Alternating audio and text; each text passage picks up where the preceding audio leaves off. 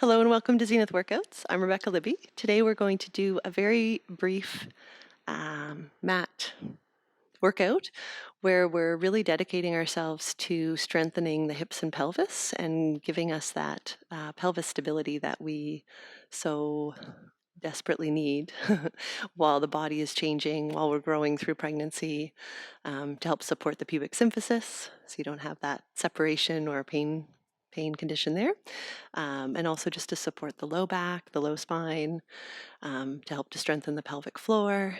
So we're going to start down on your back on the mat, and if you're not happy to lay flat, we won't be there long, but you can always put a little pillow or a couple pillows underneath the head and neck and the upper back. I'm not going to use them just because I don't have them ready today. But yeah, if you're pregnant, I don't know if you've already been told, but come down onto your side and then roll onto your back instead of trying to, peel down like this and have that strain on the abdominals. Just pretend you're massively pregnant already and log roll over, even if you're early in your days. We're going to bend the knees and have the feet no more than hip width apart. Having that pillow or a couple pillows underneath the head and neck if you wish. We're going to be hovering the bum, but not very high. So the arms are at your sides, you've got the shoulders broad and relaxed. And I just want you to breathe in. It's always nice to connect with that pelvic floor and the deep abdominals before we begin. So take a breath in, and when you do, breathe deeply into the sides of the rib cage, feel that expansion.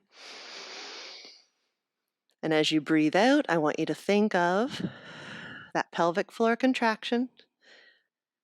The deep abdominals will have some activity in them, just in response to that. And then breathe in and relax. Breathe out, pelvic floor lift. Breathe in, relax. The relaxation is just as important as the contraction. Good. Always nice to connect with that core breath. Take a nice breath in.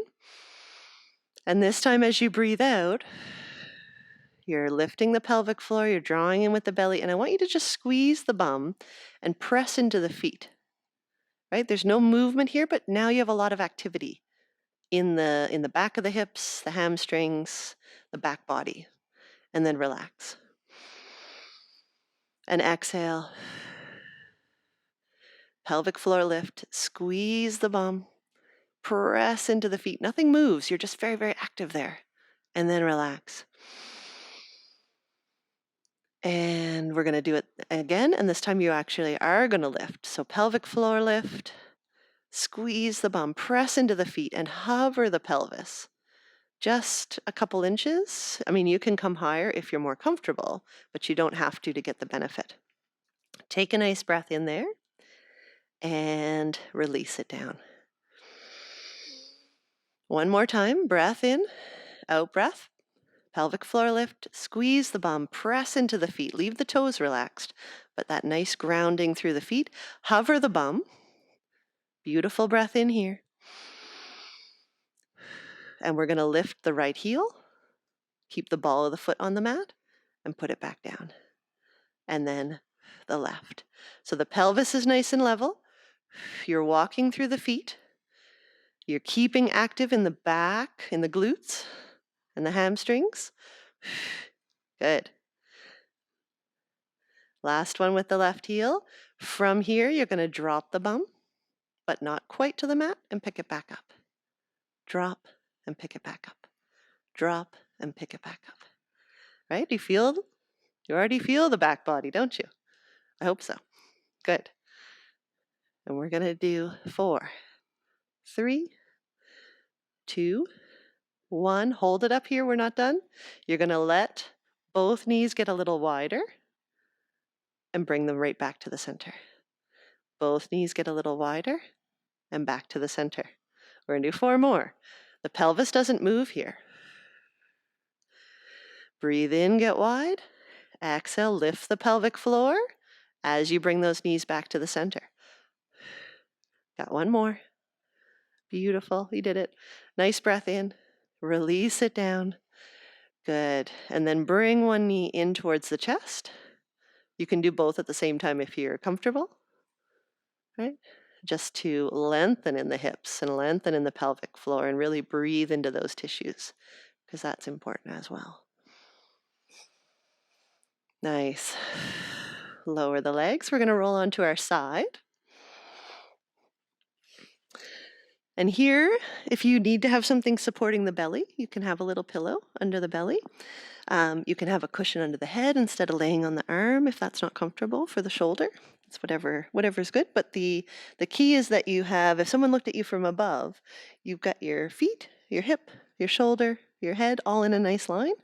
The knees are a little bit ahead of you, but they are the same length. So make that top knee the same length as the bottom one. The pelvis is stacked. I want you to take the pelvis, and instead of allowing it to be, that upper pelvis to be up here, I want you to sort of drop that hip away from you. So instead of here, be there if you can. You can even put the hand there like I have. Not here, there. So you're almost thinking about being a little active in your underside body, lifting that side of the waist, even if, of course, there's not going to be any space there. Take a nice breath in, and on your out breath, the heels are going to stay together, and you're going to raise the top knee and lower it down. And you have some options here. This is our basic clamshell. Exhale, raise the top knee, lower it down. If that's a little bit easy, you can float both feet and do it from there. It gives you a little more range to go through and just a little bit of different activation in that hip. If you can, we're going to do a broken clam. So we're going to raise the top knee. We're going to lift a couple inches, lower it, and close everything back up. Whichever version you're doing, whether you're doing the straight clamshell or the clamshell with the feet hovered or with the little break, you should feel the work in the outer hip, and you're not allowing the pelvis to roll backward. Okay? So this is a really nice, you'll feel the outer hip. And this is a really nice way to give the pelvis a lot of stability by keeping those muscles strong. Good. Perfect. We're going to do one more. Awesome. Good. Lower the feet, and then you're going to bring the legs up in front of you a little more. So the knees are going to come right in front of the hips. Good. And we're going to raise the top leg. So the waist, the pelvis is going to stay nice and still. We're going to hover the top leg so it's parallel to the floor. And we're going to bring that knee closer to us without moving the back, though. This is all from the hip. And we're going to keep it bent as we put it back, back, back. Maybe that leg gets in line with the rest of the spine. Maybe it gets a little bit further, but you're not arching the back. Bring it in and press it away. Bring it in and press it away. And I like this one because you really work the hip through different ranges of motion, but all while strengthening that outer hip, right?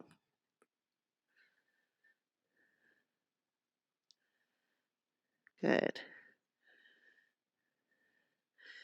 And bring that knee to hover over the bottom one. You're going to drop the foot and pick it back up. Drop the foot and pick it back up. For 4 more. 3, 2, and 1. Lovely. And then close it all up. The top knee is going to stay bent and the bottom knee is going to straighten out.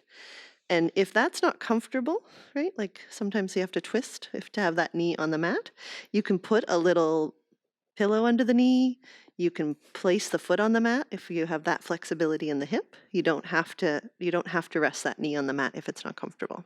I like it because it sort of lengthens in that top hip, but it's what you can do. The bottom leg is out straight in line with the rest of the spine now. We're going to flex the foot and you're going to lift the bottom leg. So take a nice breath in. Nothing moves through your waist. You're just lifting that bottom leg and lowering it back down. Lift and lower. And if that bottom hip really is not comfortable as you do this movement, if you're quite bony in the hip, then you can play around with raising the heel first, turning the toes out slightly, or having the leg more parallel to the floor, the foot more parallel to the floor, or even turning in a little bit, because that'll change, where you're putting weight on that bottom hip. We're going to hold this one up, and you're going to lift that heel a little more towards the sky for 6, for 5, for 4, for 3, for 2, for 1. Beautiful. Lower it down, and we'll do the other side. So I'm going to flip around, but you can just roll over to the other side. We're going to do that same series starting with the clamshell, remembering that you can have a pillow under the belly to support there. You can have a pillow under the head instead of resting on the arm like that, or you can bend the elbow if that's more comfortable. But the pelvis is stacked. The knees should look the same length unless you have a leg length difference. But if it's pulled back like that, you're not stacked in the pelvis. And instead of being here with a scooped spine, you're going to press that top hip down and away from you. You're going to try to lengthen through the top body and stay there. Nice breath in. You can start with your basic clamshell as you exhale, raising the knee and not rolling back in the pelvis at all. Or if you already know that you'd like to hover the feet and do that version, then start with that. We'll do a couple of just straight clamshells before we add the broken one in. And remember, you don't have to do the broken version if just this is challenging enough, right? So if you're doing the broken one, you open the knee, then you lift a couple inches, lower, close it up. Open, break, lower, close. Open, break, lower, close. Open, break, lower, close. It's hard, eh? And sometimes I think if there's been a lot of change suddenly in your center of gravity and the width of the pelvis, then, something that you could do 3 days ago is now really hard today. But it's good. It's good to do it as long as it's not painful. So choose the easier version if that's the case. Last one. Perfect. Lower it down. Bring the knees up a little bit. Good.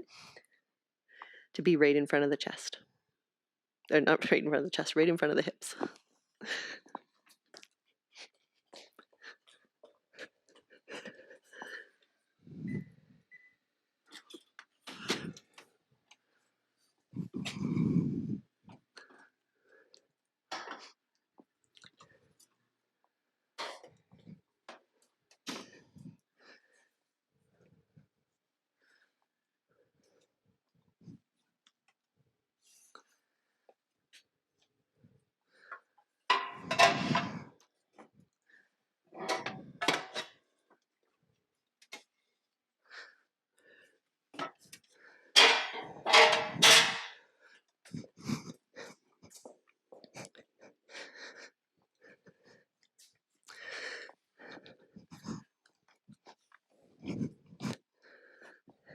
Good. So knees are right out from the hips. They're a little closer to you this time. You can have the hand on the top hip. You can have it on the mat if you need a little support, but the pelvis is stacked. Take a nice breath in, and we're going to float that top leg to be parallel to the floor. And now we're going to bring that knee a little closer to us, just as far as you can without changing the alignment of your spine. And then reach the leg back behind, again, only as far as you can avoid swaying at the back. Okay? I like this one because it really opens up in the front of the hip as you press the leg back behind you, right? You're getting that length in the hip flexor where we can often get a little bit tight.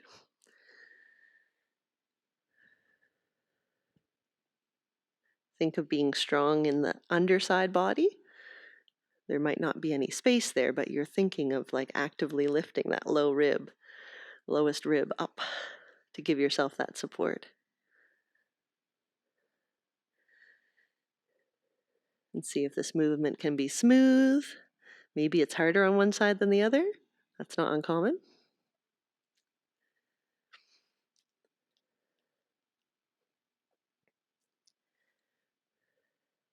Yeah, there we go.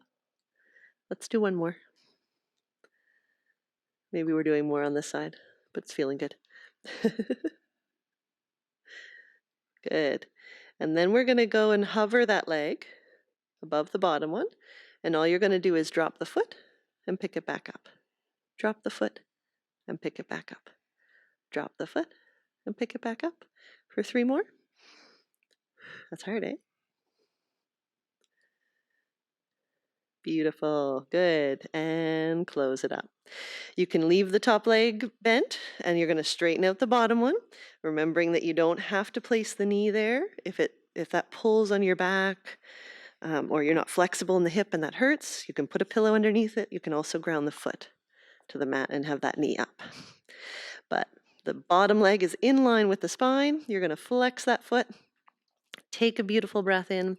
On your out breath, the waist doesn't move, just that leg lifts and lowers. And it doesn't lift very high. We don't have a lot of movement just anatomically in our hip. So it's only going to come off the floor a few inches, if that, right? It's all about activating the inner thigh muscle. It's not about a big, big movement skyward or anything. Good. Reach long out of the bottom of your foot. Try to reach like the bottom of your heel, the sole of your foot, towards the end of the mat. Yeah. Beautiful. And then hold this up, and you're going to pulse it. You're going to lift it a little higher for 6, for 5, for 4, for 3, for 2, for 1. Beautiful. And lower it down. Awesome. And from here, we're going to come on to hands and knees. And just do a lovely stretch back. So you can have wide knees. You can have the hands stay on the mat in front of you for support if you need, or you can lower to your forearms, but you're going to rock the hips back towards the heels, lowering that chest to the mat or towards the mat. You can put the head on the arms if you want, or you can rest that forehead on the mat. But you're just enjoying that feeling of width between your sit bones, a relaxation in the pelvic floor. I'm doing a little rock side to side. I really feel that a little differently in my pelvis than just sitting and holding, but you can sit and hold and breathe. But what I'd like you to do is when you breathe in, I want you to feel like that breath goes all the way to your tailbone, that it fills your pelvis, and that you really get a nice relaxation in the pelvic floor muscles. You don't have to be fully, hips down towards the heels like I have. You can have the bum in the air a little bit. Maybe that's the limit of your hip motion. That's okay. You're going back what is available in your body and lingering there. And if you need to move out of it and back in, that's okay too. A little rock side to side if it feels good. And one more nice breath. Good. Rolling up to nice kneeling. The last exercise that I really like, but only if your knees are happy to do this. So if the knees don't like this, then you're done your video now. But if you can, then the knees are wide. You're sitting back towards your heels, and you don't have to be all the way back. You could have a little cushion there if your knees limit you getting all the way back there. But what we're doing here, this is a nice pelvic floor exercise, and you're keeping your neutral pelvis, and you're rising up to be in tall kneeling, and then sitting back and relaxing and widening the sit bones and letting that pelvic floor be soft in that moment. So if you need a little cushion under the bum, between the bum and the heels, great. Take a nice breath in. Keep that neutral pelvis, which just means that you're not arched in the back or too tipped in the pelvis the other way. And I want you to start by lifting the pelvic floor as you rise up. And lower it back down. And lift. And lower. And you'll notice you feel this in the quads, but you also want to squeeze the bum and get some power from the glutes to come up like that. And don't worry if you don't do such a big motion. Even just the act of sitting back and coming up a little bit is a great pelvic floor exercise and movement. So as you come all the way up, you're lifted in the pelvic floor, you're contracting, and then as you breathe in and sit back, you're releasing. Let's do 3 more.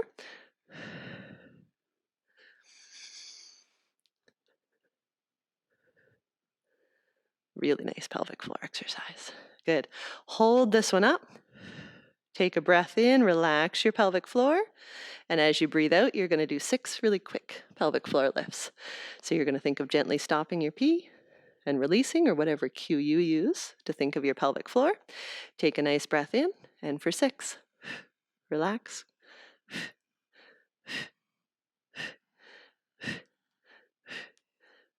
Beautiful. And relax it down. There you go. Thank you for tuning in to Pelvis Stability. Hopefully that helps to keep things feeling a little supported and strong through your pregnancy. I'll see you next time.